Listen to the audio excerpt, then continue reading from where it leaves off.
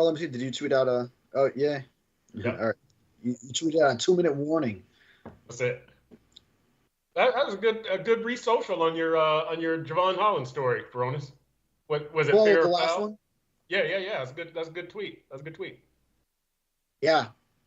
Drop the engagement. That's it, baby. That's it. You're a master. Although here's also a link with the engagement. That's right. That's right. That's So right. so I think that itself just turns people off. Yeah, We'll yeah. see. Oh, we're back to let's dive in for this one. We are. We are. I thought about it. What was go deep last time? What was that?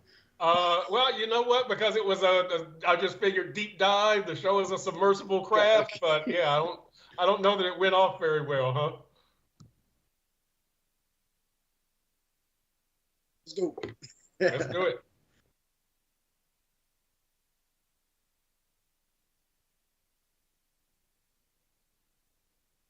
So Tuesday was one of the Dolphins' most eventful OTAs in recent memory. Consider the star quarterback Tua Tagovailoa was absent, along with maybe a dozen other starters. A star safety, Javon Holland, took a shot at the former defensive coordinator, Vic Fangio. The first-round pick, edge rusher Chop Robinson, sat out for an undisclosed reason, as did last year's top draft pick, cornerback Cam Smith. And to top it all off, Coach Mike McDaniel acknowledged his team's late season shortcomings, and he said it's fitting that they have an opportunity to change that narrative this season. Welcome, everybody, to this week's edition of Dolphins Deep Dive with Perk. I'm your host, Chris Perkins, your Miami Dolphins columnist for the South Florida Sun-Sentinel. That's David Furones, your Miami Dolphins writer for the South Florida Sun-Sentinel. As always, we thank our viewers for joining the show. We invite you to leave your thoughts, comments, and questions in our chat. And we remind you, if you miss any part of this show, you can download the podcast on Apple, Spotify, Amazon, or wherever you get your podcast. So today we're going to talk about whether Tua is upset over his contract situation, whether Javon Holland is alone in his thoughts on Vic Fangio. For our Furones bonus, we're going to talk about the most significant Dolphins narratives, good and bad. And finally, who do you expect to see in next week's OTAs? This OTA offered us an ocean of possibilities. Let's dive in. All right, so let's talk about whether Tua is upset over his contract situation, Furones. And look, as I wrote, this hasn't been a single action. Tua hasn't been at all of the offseason workouts. He's been at some, but not all. This is the first time that we know of that he's missed any of those workouts. He's got a quarterback coach, John Beck, the former Dolphins quarterback, who he's using when this late into the offseason. We have not seen that previously. He's got a new or tweaked throwing motion. He's lost weight. He's reportedly turned down a contract extension offer from the Dolphins. So, David Furones, what does all of this mean? I think it means something, and the timing of it means something. Do you think that you know what it means? I don't know, but here, I wouldn't be too concerned about Tua's attendance at offseason workouts. That he has and hasn't been in the building, as Mike McDaniel told us yesterday. He has a lot of things going on in his life, as you mentioned here, as you mentioned in your column, great column yesterday on that topic. He's clearly taking care of his body during the offseason in his personal workouts with his trainers. He has slimmed down, is svelte, as Mike McDaniel said, a good SAT word. Make sure to look that one up so you know what he's talking about. He can stand to gain mobility from this. He has that tweaked throwing motion. He's working with John Beck in California, that his hip twitch to be more efficient with his mechanics. He has events to attend that are important to him. Tuesday, it was Nick Saban's charity golf tournament. That's his college coach, so important for him to get out there and be there for Nick Saban. Here's what I find interesting in negotiations, whether his absences are related to his contract situation or not. It's that this is a time when we find out how everyone really feels. I liken it to, I don't know if you played Texas Hold'em poker, Perk, but this is the river. After we've seen the flop and the turn, if you were bluffing early and you've been called, are you going to stick with that bluff? if you were slow playing a monster hand, now's your last chance to cash in on as many chips as you can get out of the opponent. And I'm thinking of that duality of how the Dolphins have spent the past 2 years telling Tua everything he wants and needs to hear in order to instill confidence in him so he can be the best that he can be. Now it's time to work out his extension. After everything great you've said to build him up, now you almost have to break him down to come away with as team-friendly of a deal as possible.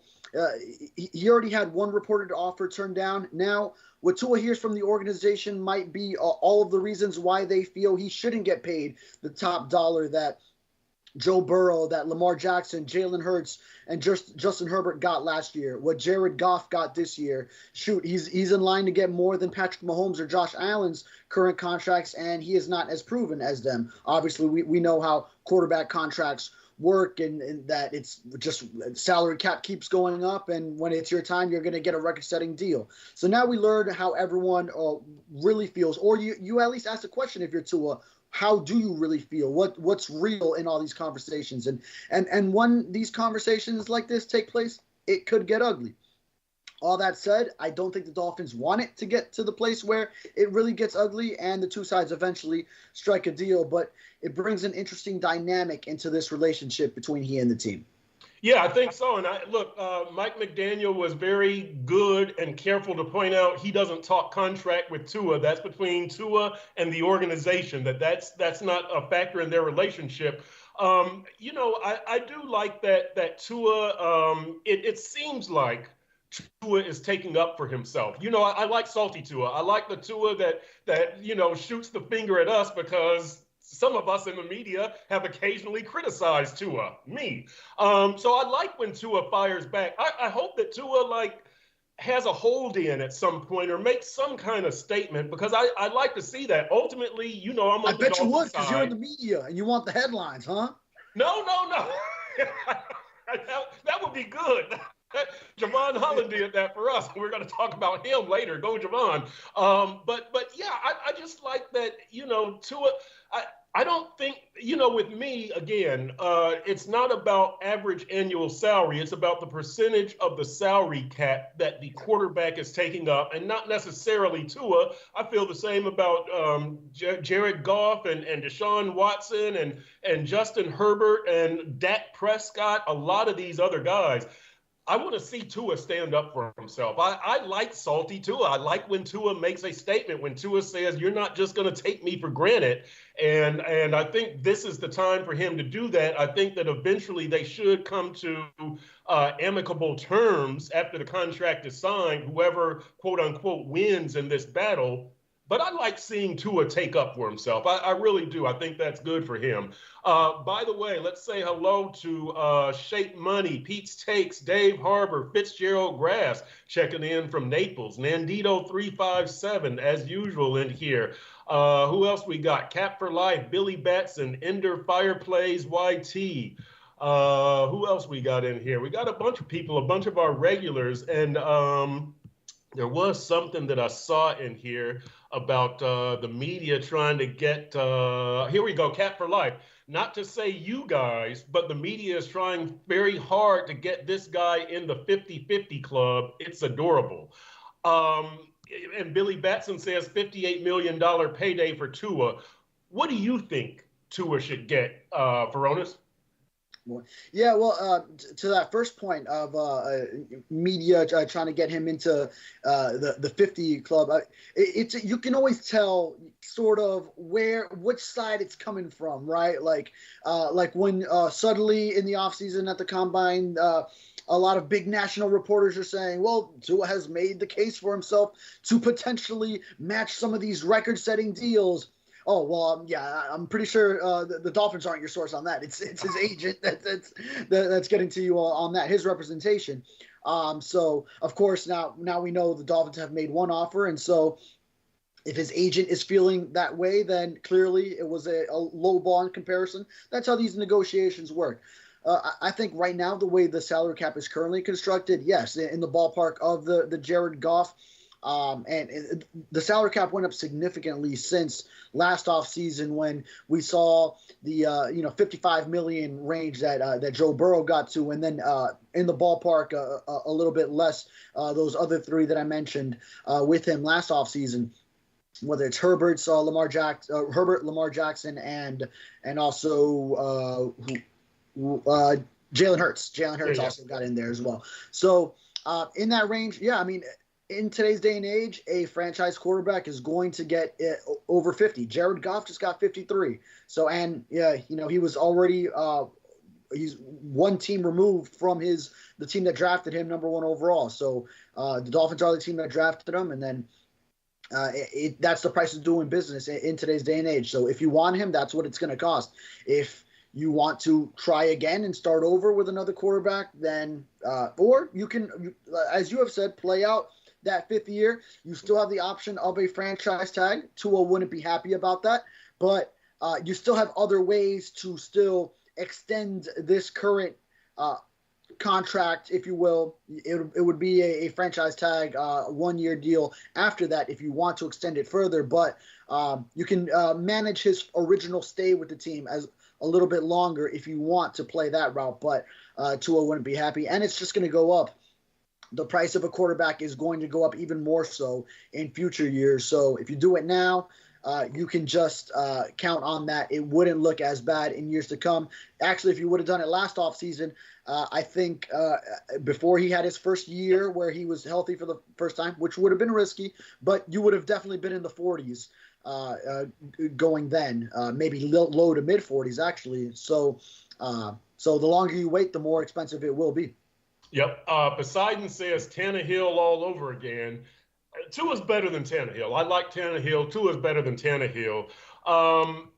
Jonathan Dill checks in with, hey, Chris and David, which player or players do you want to see significant improvement from heading into training camp and into the season? I bring that up in this segment for this reason, because Tua does have the new throwing motion, right? Tua has lost weight, we think, for agility and mobility reasons. Mike McDaniel seemed to kind of confirm that. So I bring that up in this segment because Tua is a player that I want to see, what have you done differently? Like the new throwing motion and the losing the weight. You got an additional weapon in OBJ, Odell Beckham Jr., he's probably the player, not that he needs to make the biggest jump, but he's probably the guy that I want to see. I'm most interested in seeing significant improvement in him. What are you doing with this new body, this new throwing motion, and this new weapon you've been provided? I would probably say Tua. Again, he's not the one who needs to make the most improvement, but I want to see what the offseason has done for him. Yeah, Tua's a good one. If I just have my pick of the litter, maybe a lineman, maybe Liam Eichenberg, come in and take a starting spot if that right guard spot is going to be one for the taking, or either guard spot. If it's Isaiah Wynn coming off the quadriceps injury, he's coming back. Robert Jones, someone to step up. But we do know there's the June 1 money coming in from the Xavier Howard contract, and that is very rapidly approaching. That'll be next week. So maybe that's an area where the Dolphins pursue someone. But that's also a spot where Mike McDaniel and Chris Greer and the folks there, the Dolphins brass, they don't get as worried as others do on the offensive line. I think we mentioned it on a previous show that I feel like the offense, the timing within the offense can really mask potential blemishes in pass protection, and Tua's quick release and his timing with receivers can really help you do even at spots where you don't feel that great about it. But yeah, like the same way that Austin Jackson stepped up last year and then he got his contract. Hey, Liam Eichenberg, he's 1 year younger than Jackson. Could that be his big season now? 3rd season within the same offense, 4th as a professional. Yeah, how about him? Yeah, that's a good one. That's a good one. Yeah, and look, there's a lot of people who would love to hear Liam and Robert Jones because they're offensive line people. So I think you made a lot of people happy there. Ocean Breeze Detail, welcome. Thanks for checking in from LA. let's go back to Poseidon real quick before we go to the Furones bonus. About Tua, Poseidon follows up and says, yes, he's better than Tannehill, but still not good enough. So it puts us in the same position we was in. I'll say this. I think your coaching is better than when Tannehill was here, and that's with both Philbin and Gase. I think your system is better, and I think your talent is better. So, the result better be better, right? I mean, the expectations are higher, the talent is better, the coaching is, well, we say the coaching is better. I guess that still remains to be seen ultimately, but I think it's better. I think everybody would agree it's better. So I think you're in a better position, and Tua should advance it. Tua's not a world better than Tannehill, but Tua is better than Tannehill. Yeah, I'm with you there. He's the best quarterback the Dolphins have had since Dan Marino. Yeah. I know, not saying that much, but right. I would agree with you. I would agree with you on that one. All right, it is time, baby, for the most talked about segment in South Florida. It is the Furones bonus. Oh, the Furones bonus. I love it, baby. I love it. All right, so you do love it. You always say that after. I do. Look, I think it was Cat for Life who said something about the Furones bonus on here also. So it's. I'm not sure. I'm not sure if it's just part of the bit that you follow up by saying it, or you just genuinely just react that way every time. Either way, genuine. Everything on this show is genuine. Everything. All right. So look, Mike McDaniel was talking about the schedule. This was the first time that he was asked about it yesterday. And within that answer, he said, if we want to change the narrative, we're going to have the opportunity. And so it got me thinking, what are the most significant Dolphins narratives around this team, good and bad, right? I mean, that speed is a narrative, right? Fun is a narrative. The loose coach is a narrative. This team is tough to beat at Hard Rock. This team struggles in cold weather. It can't win a playoff game. It struggles against playoff teams. There are a lot of narratives, good and bad, around this team. Furones, what do you think are the most significant, the most attention-getting, the most meaningful narratives around this Dolphins team? Yeah. All right. So if we're going with most significant narratives around this team, it's the one we constantly had to refer to. You giving me you want three, right? You want three? We can go three. Let's go three. Out of these options you gave me. Or any option that you have. Yeah. All right, 1-6 versus playoff teams last season. So it's that narrative of not beating the good teams. This Dolphins team needs to get over the hump on that one for sure. That's what it all revolves around, is getting that. And then also going into another one is haven't won a playoff game since 2000. It's the longest drought now in the NFL because the Detroit Lions won in the postseason last year. So now you are the owner of that less than desirable record. And then to tie those two together, it's going up against Buffalo. These are the four-time defending champs in the AFC East. A big way that you can fix those other problems of, like the playoff games situation is getting a home game in the wild card round. By winning the division, you have to win the AFC East in order to play at home in the initial round of the postseason. And you do that by beating Buffalo. And not like last season, you were up 3 games with 5 weeks remaining, and you blow that, capping it with a loss to the Bills at home, which is another one of the positive narratives, is that they're so good at home. Well, week 18 last season, you blew a game at home with the division crown on the line, so that you have the right to get another home game in the playoffs, and you failed to do so. So all those three are kind of tied in, and for good reason, because they need to get over those narratives. Aside from that, you mentioned some good ones. The speed on this team obviously is it's very unique. It's the fastest team we have probably seen in NFL history, just as far as how much speed is and depth with the speed is present on this roster at the skill positions. When you talk about Tyreek Hill, Jalen Waddle, now Odell Beckham Jr. joins them, but Raheem Mostert and Devon Achane at running back with Jalen Wright coming in, and just the athletes that they have even at other positions when you talk about edge rushers like Jalen Phillips and Chop Robinson, who are incredible athletes at that position. But so that's another fun one. But the three most important narratives that this Dolphins team needs to get over are most significant. They revolve around beating the good teams, winning a playoff game, and in order to do so, it's beating the Buffalo Bills. This is a year they have to get over that hump. You can't just keep being second in the AFC East to them, going in as a wild card, and then losing on the road in cold weather. Like, that's another one. It's right behind those three because you're trying to avoid that by playing at home in the first round of the playoffs. Yeah, it's interesting. By the way, Cap for Life, Billy Batson writes in, Cap for Life brought up the Furones bonus during the Furones Big O spot. So how about that? See, it is a fast-growing segment. See what happens when you cross platforms? That's it, baby. That's it.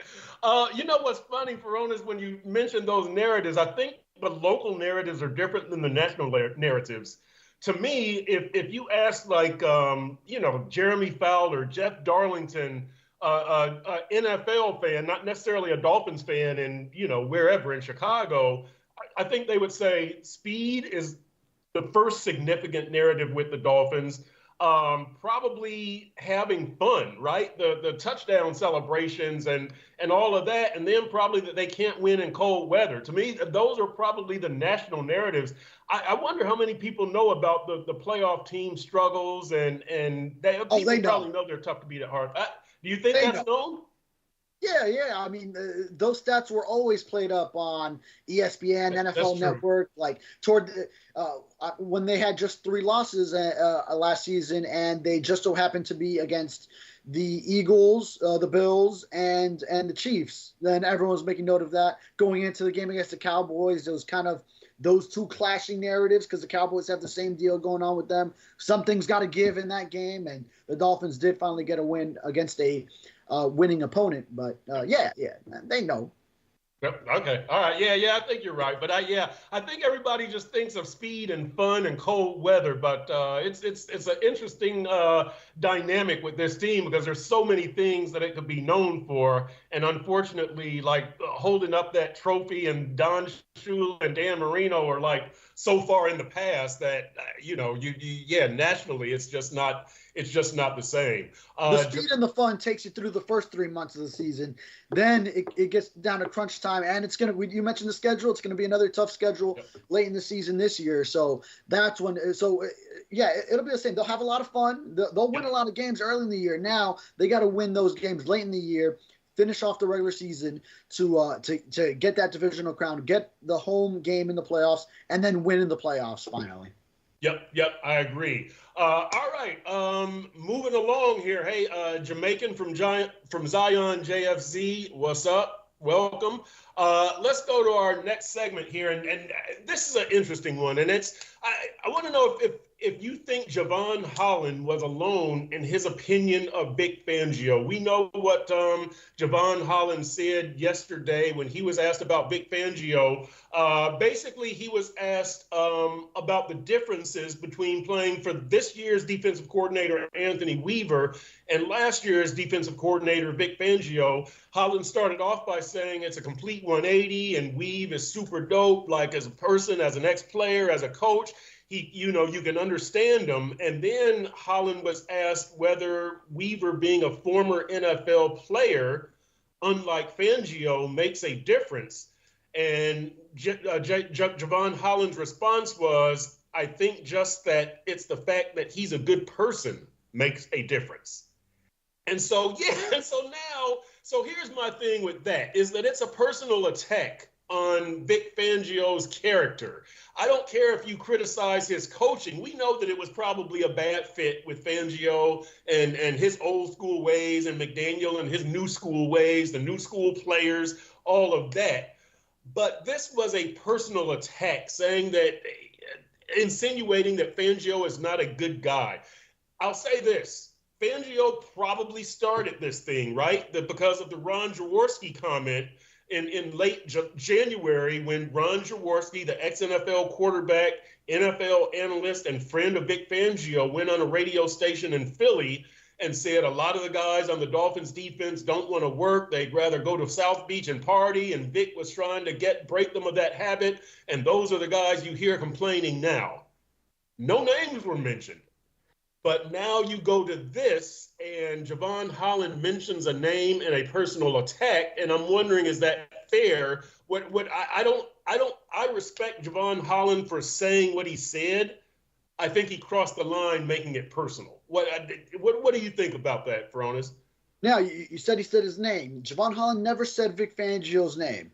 And even when I asked the first question, I said, Anthony Weaver compared to his coaching style compared to how it was last year. and that's when he said it's the complete 180. We know who he's referring to, but he didn't mention him by name. And then Omar Kelly, our friend, asked him right after, is it because he's a former player? He's been in your shoes? And Javon Holland, of course, made the damning statement that I think it's just because he's a good person. So very telling. Yeah, we know Vic Fangio probably never really communicated well with the younger players in this after he took a year off from coaching, was a little bit of a consultant in a way with the Eagles. Came back into a coordinator role, something he's done now. He has 20 years of experience doing in the NFL, plus 3 as a head coach. I mean, you're just about at Javon Holland's age there alone. Javon Holland was born in 2000, and Vic Fangio has been an NFL coach going back to the 80s when he was a linebackers coach first with the New Orleans Saints before he got his first defensive coordinator job. Definitely a generational gap there. Vic Fangio, a man who's stuck in his ways, and how he wants to coach maybe didn't really translate well to speaking to the new age of athletes right now. And it showed, I think. And with all that said, Javon Holland also said that the scheme in itself isn't that much different. So it wasn't so much of the scheme, but, the split safeties, that's kind of like at the base of it that he likes. That was part of Fangio's thing with a lot of cover 2 and quarters coverage as well. Now, Javon Holland said that there's more single high looks, so you'll see some more of that with Anthony Weaver, maybe some more aggressiveness or a greater balance between the two sort of extremes that the Dolphins have seen on defense with the past 2, the conservative approach of Vic Fangio's in the secondary with the coverage, and then Josh Boyer was very aggressive, and then a lot of that press man and blitzing. So maybe Anthony Weaver brings sort of like that right mesh in between of the 2 styles. But as far as his coaching style as a person, I think it's definitely clicking with these players much more, and that's why we also have some hopes for Cam Smith this year in that he can take a step as a year 2 player, because he's a player that, after being drafted in the 2nd round, he only got 20 defensive snaps last year. So definitely in Vic Fangio's doghouse. We know he tweeted the unlocked emoji, like if Vic Fangio's departure, and this was even before Ron Jaworski's comments, like Vic Fangio's departure would unlock him. And Javon Holland, of course, he was the one that posted the kicking rocks video moments after the announcement that Fangio and the Dolphins had mutually parted ways for Fangio to go to Philly. So essentially telling him he can go kick rocks. So we know how Javon Holland feels, and he let it be known even more so with yesterday's comments.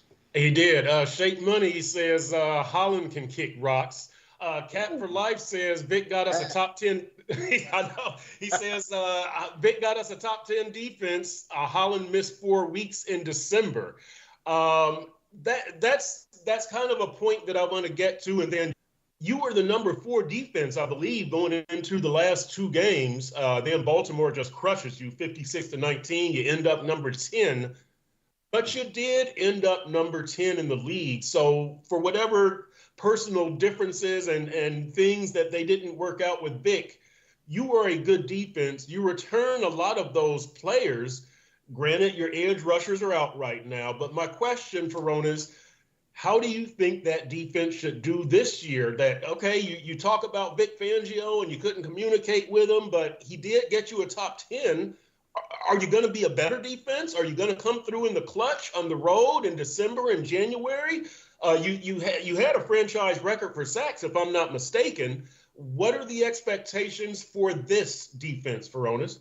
Yeah. And this defense also, let's say, has a lot of turnover on it as well. So a lot of the pieces from last year, Xavier Howard gone. Now, it's, in some cases, you may consider it an upgrade. I mean, you put in a guy with a Pro Bowl and an All-Pro like Jordan Poyer as a veteran at safety. You had Deshaun Elliott playing there last year, who by the way, he earned his stripes playing in that cold, chipping off a piece of Patrick Mahomes' helmet. He wasn't shying away from contact even in that sub-zero weather in Kansas City. So respect to him. But Jordan Brooks now instead of Jerome Baker. You lose Christian Wilkins, lose Andrew Van Ginkel. So some moving parts there on the defense. So and Jalen Phillips and Bradley Chubb might not be there to start the season. So so it might take some time. Now, Vic Fangio's defense last year, what I'll say is it was very inconsistent. So top four defense, when you're feasting off some of the lower level offenses, but then look what happens when you went to Buffalo. Look what happens. Kansas City, all right, they held them pretty well in that Germany game. So you can't fault them there. 21 points, and also one of them was a defensive touchdown. So the defense really stepped up. Travis Kelce was under wraps there. It was looking really good when Jalen Ramsey and X got together for the first time mid-season. But then you end the year with that Baltimore game. Then Buffalo, that was kind of a low-scoring game. But then, Josh Allen sort of had his ways when the Bills needed him to lead a drive. And then you saw some players making some business decisions and trying to tackle him on that long run for first down. You didn't like to see that. But I think it was just the inconsistency is that you had some of those big games, even the Chargers week 1, giving up all those yards on the ground. The run defense got it together, but just up and down a little bit of inconsistency was ultimately what faulted that defense. Yeah, I agree there. And look, this defense needs to be as good as last year's defense. We're talking about winning a playoff game and maybe going to the AFC Championship. I'll frame it in under those parameters. So this defense needs to be as good, I think, as last year's defense. Maybe you don't finish number 10, but do some, the sacks or something. Pressure the quarterback. Do something as good. Billy Batson wants to know, says this, Furones, I would pop Phillips. Get that man right for December or next year. I think that Bradley Chubb and Jalen Phillips, we all saw them walking yesterday. Phillips had a more significant limp than Bradley Chubb. However, there's 4 months until the opener. That's a long time in the rehab world. Plus, you don't really need them until after the bye, to me. So that's the first 5 games, and then week 6. So if they're back by week 7, I think that you can do pretty well when you're talking about trying to secure a home playoff game and win that first playoff game. Furones, what do you think about an approach with Phillips and Chubb? Again, keeping in mind the big picture is to get a home playoff game. Yeah, my approach would be to not set any timelines on which of course is Mike McDaniel's approach. And I think right now, we saw that hitch in Jalen Phillips' step, a little bit of a limp. Now neither one was wearing anything protective on whether it's Chubb's knee, Phillips' Achilles, but these are serious injuries that they went through. So take your time. You're still very far away from the season. But, we even saw it like Nick Needham. He had his Achilles torn in October of 2022. And then we never really saw him back in, even though, what was it? I think, no, it was Brandon Jones that we saw. He had his knee. Yeah. But we saw him in California, started jogging around like a month or two afterward. But Needham, it took him some time. We would see him just jogging last year during OTAs and minicamp.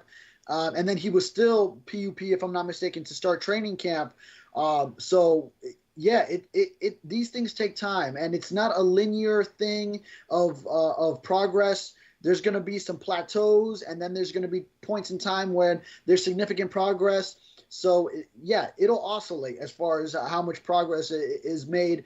And he'll have some great weeks, and then he'll have some weeks where he probably feels down because the progress stops and plateaus. It's part of the rehab process. And I think for now, yeah, you just let Phillips get right. You put him through all his rehab program, and then probably you're looking at PUP to start the training camp session. Listen, Furones, if you keep saying svelte and linear and oscillate, this is going to be your last show. We don't stand for that kind of stuff, those SAT words on this show. I mean, come on.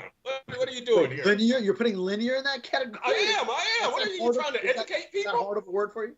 It is, man. Come on. I took the SAT back in the 80s. We didn't have those words. Come on. I will admit, I had to look up svelte. I didn't know svelte myself. Yeah, I love it. I had to look that up. I love it. You knew it. That's it. As I said, yeah, you just svelte and. All right. Well, you got one on me there. Okay. I knew that when Mike McDaniel said it.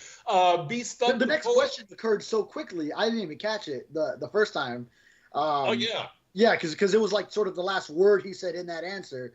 Yeah. But yeah, then I picked up on it later, and I had to look it up to be sure. Yep. That's what he said. Be Stuck the Poet. Welcome, Kenna Rankin. What's up? Pete Stakes in the house. Troy in the house. He says, thanks, Furones from 502 Dolphins Club for the article on Storm Duck. Fins up from Louisville. So how about that? Yeah. Let's see here. Let's see. Be Stuck the Poet says, to take the next step, does the offense need to be able to make changes at the line or be more efficient in crunch time to beat the defender to the spot? I will say this. I think the offense needs to be better in crunch time. And so that's going to help you beat the good teams, because to me, I mean, you do get hammered by the good teams, but there's always kind of this turning point in every game, right? Where, this is where the game got away from you. And those are crunch times. Those are big times. I think this offense just needs to be better at the big times, the pivotal times of games, whether it's the second quarter, the third quarter, or the fourth quarter. Score, put pressure on the defense, get that first down, convert that 3rd and 1, do whatever. To me, that's a big deal with this offense. That's where you need to be better. Yeah, situationally, for sure. Yeah. This was the number one offense. Yeah. We know that last year, but then situationally, some of the play calling on 3rd down, Mike McDaniel, I mean, he has put it on himself as well. We've even seen him on Hard Knocks in a team meeting criticize his own play calls. He called one call one time a trash play call. Puts it on himself. Yeah. Short yardage situations, pick up the first. Getting down by the goal line, all those things. Yeah, I agree. Yeah, situational, I think that's a huge thing. John Gordon, welcome. Who else do I need to welcome in here? Fins Cove, welcome. John Gordon says, get the most out of the guys who won't be around next year. Look, I'm down with that. I think that's kind of like, if this is Derrick Henry's last year, give him 400 carries. So I guess I'm down with that. But really, again, the big thing with this team is situational stuff. And whether that's the first quarter, the second quarter, December, road games, all that kind of stuff, they've got to come through in specific situations. John Gordon also says they tried to force Cedric Wilson into a clutch role too much. OBJ will be a big difference maker in crunch time. That's a good observation, right? Ced Wilson was kind of that guy. That's not a good fit. I think OBJ fits a lot better in that role. That's one of those situational improvements, right? Oh, yeah. 3rd downs. I mean, Odell Beckham Jr., when we talked to him the first time, he said that sitting down with Mike McDaniel, he noted that sometimes opponents on 3rd downs would double both Tyreek Hill and Jalen Waddle. So they did need that third guy that will get open in those scenarios, and Odell Beckham would be huge in that regard. Yep. All right, Furones, let's go down here to our final segment here, and really, this is kind of a strange one, because I'm going to ask, what do you expect to see next week at OTAs? Judging from this week's OTAs, you might not expect to see a whole lot, right? But because of all the starters that I'd we're expect missing, to see an uptick in attendance. yes, exactly. I would expect that Tua is going to be there, but we'll go with some specific players and some specific units and talk about whether we can be surprised in the limited viewings that we have. We'll start off with Dean G here, and Dean G asks, is the O-line better than last year? Let's start off here. We saw, two offensive line starters Tuesday, right? If you consider Austin Jackson and Liam Eichenberg, I guess, but no Teron Armstead, Connor Williams, whatever. He's not even on the roster. Aaron Brewer was working on the side. I guess Robert Jones is a starter, but we don't know if the O-line is going to be better. Is it going to be a set, let's say a set 6-man O-line, Furones? Because last year it was 12 starting combinations, and you probably had 10 guys who made a start, probably. I'll just off the top of my head. Can you be healthy enough to have let's just say 7-man Armstead?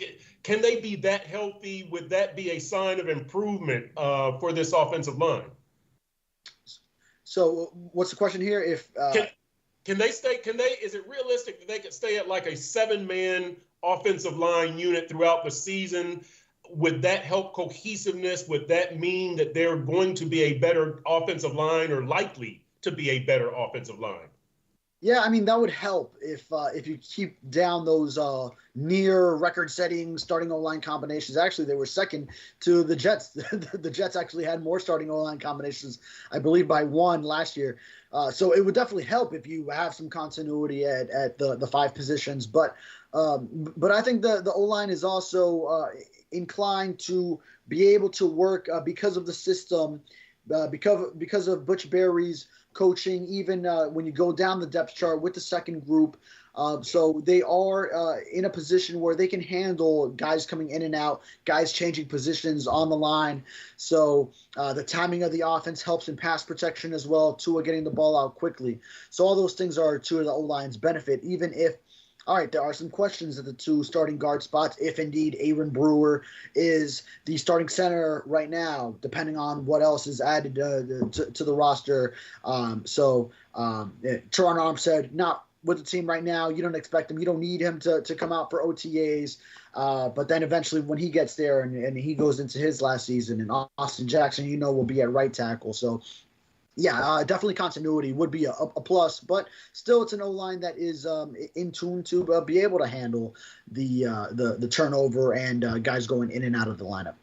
Yeah, because I don't remember how many sacks they gave up last season. I want to say like 34 or 36. It was a very, very good showing by that offensive line from that respect last season. When we talk about what we get to see at OTAs, we don't get to see much. They're not in pads. It's kind of the underwear Olympics. There were a whole lot of starters not out there. We're going to get to Lee Underwood on here because Lee, first time responding on here, been a fan for over 50 years. Lee asked, what player surprised you with agility and skill within the limits of an OTA? So a first time, long time here. That's beautiful, man. I'd love to have that.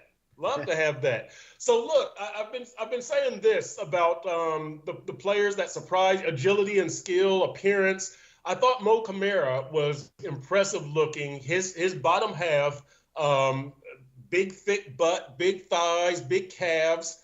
I know, so don't say anything, Furones. Well, what are you looking at here, Perk? I'm evaluating. Mike just asked you about agility. That's all he wants to know. He doesn't want to know about his glutes. Can I make my point here? So look. Hey, go ahead. You have the floor. This is an all-encompassing show. I'm going to give you all kinds of observations here. Yeah, really all-encompassing now. It's scary. It's scary in that fashion. Look, but he looks very powerful. That's what I was getting to. I think the man is probably very powerful, and I want to see him in pads, Furones. So That's what I was getting to. That was very impressive within the limits of an OTA. So there you go, Lee. And Furones is trying to turn this show into something dirty, Lee. I'm trying to answer your question. I wasn't the one talking about a man's butt, but well, the guys I was impressed with for what they did within the restraints on the football field of an OTA practice, and not for their physical traits. Eric Ezukanma was one of the standouts yesterday. I felt I counted about 3 catches, working the middle of the field.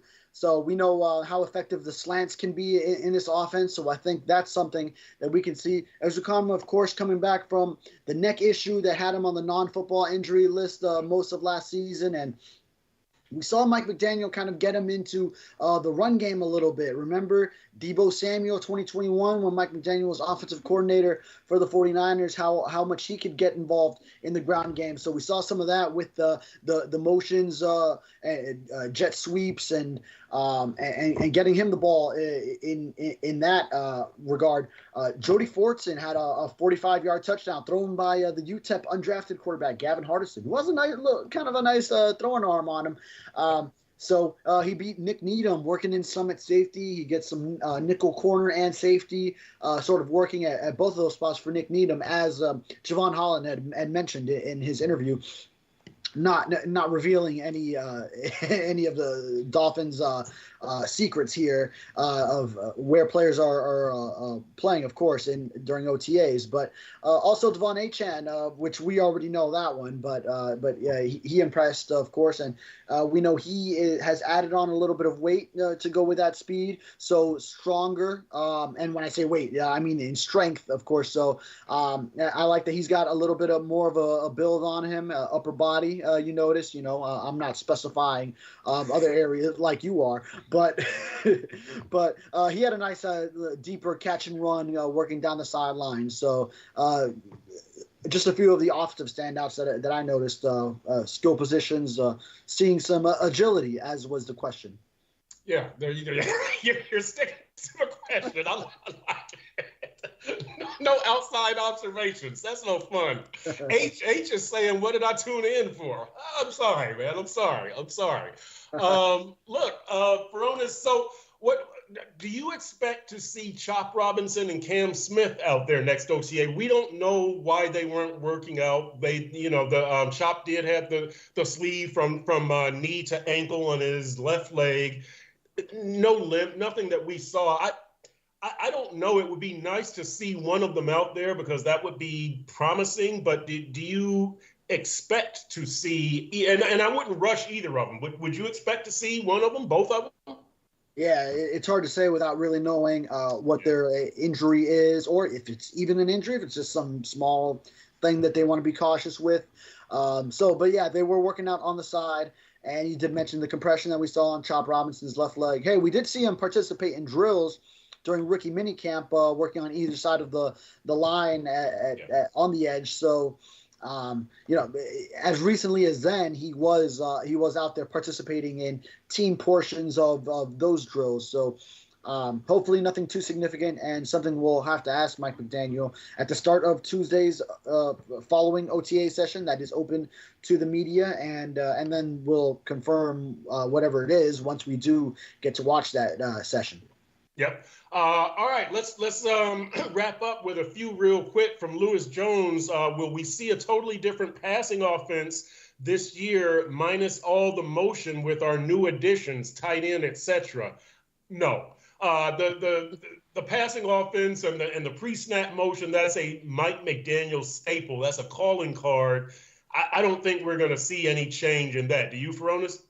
Yeah, are you asking me, do we expect to see Mike McDaniel remove one of the things that he does best in this offense? The answer would be no. He will continue to utilize a lot of motions and probably even incorporate some more newer wrinkles after an offseason of just having a bunch of time to think about what he can do, especially with some shiny new toys that he has with Odell Beckham Jr., Jonnu Smith, and maybe even Jody Fortson after we saw him go for that deep touchdown catch in yesterday's OTA. Yep. Hey, let me ask you something real quick. Somebody asked Mike McDaniel if having Anthony Weaver in there helps. Could you pick his brain? Baltimore was very effective against you guys last year, and McDaniel said, yes, you always like to see how other teams view you, how other people view you. Do you think that would be helpful? Do you think that that Weaver could lend some insight? Yeah, I think, and definitely Mike McDaniel, I believe, views things in this way. It was part of the reason why he went to Fangio the year before, is that he wants on his side what he views as toughest to go against. So Vic Fangio, obviously his defense then started getting copied all over the league, and he was sort of the godfather at the OG of it to start it off. So he went ahead and got the man himself into the building. So I think, yeah, then Anthony Weaver had to leave quite an impression on Mike McDaniel from New Year's Eve last year, that game in Baltimore. And these guys know each other going back actually a decade. They have the 2014 Cleveland Browns in common, when Mike McDaniel was wide receivers coach and Anthony Weaver was defensive line coach. In fact, another connection from that 2014 roster a decade ago in Cleveland, Jordan Poyer, before he went on for his long stint in Buffalo, was on that team. And even now Dolphins secondary coach Brian Duker was an intern on that staff. So look at that. The 2014 Cleveland Browns, who also had Kyle Shanahan, by the way, as offensive coordinator. Then one of the stops Mike McDaniel followed him around for. All these connections coming from that team that from my recollection, didn't fare too well on the field, but look at the impact across the league being made 10 years later. The tree, baby, the tree. Incredible, incredible. Hey, Pete's Takes asked this. Would you guys trust this O-line in a more pro-style offense? I'll go first. I wouldn't trust this O-line, which I like, in any offense that requires them to maintain blocks longer than they have to in this offense. I think this offense tailors to their limitations. Yeah, I'll go with you on that. I almost feared you were going to go somewhere else. Like, I wouldn't trust this O-line and make some extreme statement. but I like these guys.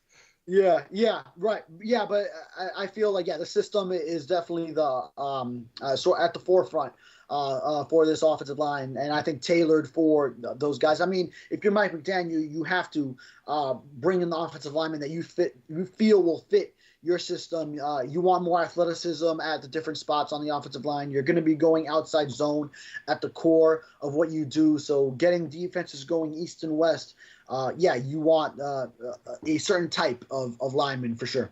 Yep. Tony Montana, welcome. Tony it's why says, you went Aaron Brewer. But just to wrap up that point, that's why you go for a guy like Aaron Brewer, because he is one of the more mobile interior offensive linemen that we have and who was available in free agency this year. Yep. Aaron says Tua has benefited from much better offensive weapons and coaching than Tannehill, so not a fair comparison to say he is absolutely better. I would agree with that. But still, he's a better quarterback. Tua is a better quarterback. I'm not saying that Tannehill is garbage. I don't think that at all. I think Tannehill is a better than average NFL starter. That's what I've always said about him. But Tua is better than Tannehill. Yeah. Right? Yeah. I have so many memories. I wasn't covering the team, but I have memories of Tannehill just whether it was not connecting on those deep balls with Mike Wallace, whether it was just like a tad too far, short. And then you look at Tua, and I mean, similar situation. Mike Wallace was getting open on a lot of those, and then the connection wasn't there. But then Tyreek Hill gets open deep down the field, and Tua's hitting him. So as we saw many times last year. So, I mean, just one of the examples, the accuracy, anticipation, obviously at the forefront, his vision of the field and quick release that really bodes well for this offense. But that is a good point that Tua definitely has many more playmakers and has that benefit compared to what Ryan Tannehill had, which I'm mentioning Mike Wallace there, but Tua has Tyreek Hill and Jalen Waddle, and now Odell Beckham. Yeah. Now let's not disrespect Brian Hartline. He had back-to-back 1,000-yard receiving seasons. Yeah. But yeah, he's not. Yeah. But right. Let's keep it in perspective also, right? All right, so we're going to wrap it up with this one from B Stuff the Poet, and this is a running back thing. Jalen Wright was praised for his blocking. What will be tougher for him to translate to the pro level, his blocking ability and blitz pickup, or figuring out how to find holes and play with speed? I think the former, the blocking ability and the blitz pickup, is going to be tougher, but it's going to be more important for him to find the holes and play with speed. I don't think he's going to be in there in that many situations where he's going to be required to pick up blitzes. He might be on the field for third down situations and passing, but he would probably be going out on a route. Maybe you stick there to make sure that nobody's coming. But because it's such a tough thing for a young running back to pick up.